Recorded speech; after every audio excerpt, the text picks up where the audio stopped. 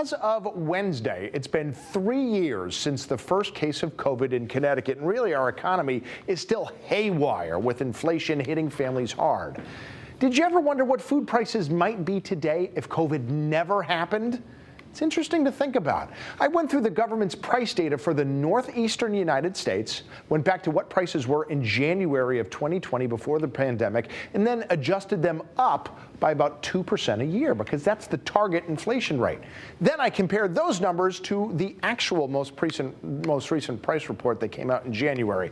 Let me show you what we're doing here. For instance, this is what's happened to cheddar cheese. 3 years ago, it was at $5.82 a pound. Now, under normal inflation, which I'm showing here is the blue line, it would have been about $6.18 a pound now, a 6% overall rise. But in reality, see that orange line? It's a little higher. It's $6.38 a pound, which is a 9% rise. Not terrible. Unfortunately, this is also an outlier. Only one single item that the government tracks did better than expected: boneless chops. Hey, forget about inflation. They're straight up cheaper now. They were $4.01 a pound 3 years ago. Now they're an even $4. Unfortunately, most every other price that the government tracks for food in New England has gone up well more than the 6% we would have predicted here. In some cases, it's not a huge jump in dollars and cents, like whole milk here. It's about 60 cents higher than expected.